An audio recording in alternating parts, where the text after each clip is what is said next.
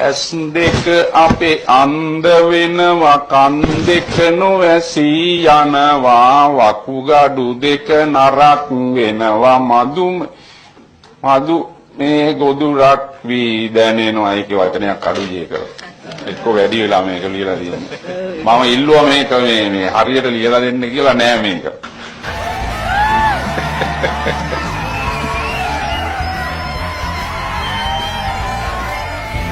මොකක්ද වගේ නම? මෛත්‍රීපාල දිරිසේන. වයස කීයද? දැන් 69යි. වා කොහේ ඉඳලාද? පොළොන්නරුවේ ඉඳන් කියන්නකෝ විස්තර ටිකක්. මම මේ ගමේ භාෂාවෙන් කියනවා නම් හොඳට කුණු වෙන්න බොන කෙනෙක්. Wow, really? Wow. එන්න මගේ ටීම් එකට. ගඳ ගහන්න බොන කෙනෙක්.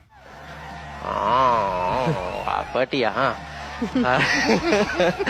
ඒකනේ තා විස්තර තිබිලානේ කියලා නෑනේ.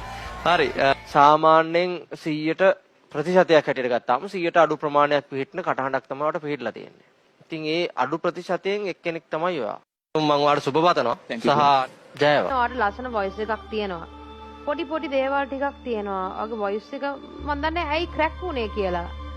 ෆ්ලූ එක හැදිලාද නැත්නම් මොන හරි ලෙඩක් හැදිලාද ඒ වගේ එකක්ද නැත්නම් මං හිතන්නේ වොයිස් එක චේන්ජ් වෙනවා. මං හිතන්නේ ඔයා එක්කෝ ඕවර් ප්‍රැක්ටිස් කරලා නින්ද මදි හොඳටම.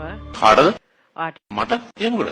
මට එහෙම නිින්ද යන්නේ නැති ගතියක් අර එහෙම මුත් තිබුණේ නැහැ නේ. හොඳට නිින්ද යනවා හැමදාම මේ ඇඳට වෙඩිච්ච ගමන් නිින්ද යනවා. කොහොමද කියන්නේ? ඔයාගේ ෂුවර් නැති ගතියක් තිබ්බ සමහර තැන්වල. ඉතින් ඒ දේවල් ඉගෙන ගන්න පුළුවන්. ඔයාට සින්දු කියන්න පුළුවන්. තව අපි ගොඩක් හොඳ කරගමු. මගේ ටීම් එකට ආවොත් ඒක කරගන්න පුළුවන්. මොන වගේ ගිට්ටුද කියලා තියෙන වෙන කම්පිටිෂන්ස් වල අමරබන්දු රූපසිංහ ඔයාලට පුළුවන් ද කොටසක් ගායනා කරලා පෙන්වන්න අපිට අමරබන්දු රූපසිංහ අමරබන්දු රූපසිංහ අමරබන්දු රූපසිංහ අමරබන්දු රූපසිංහ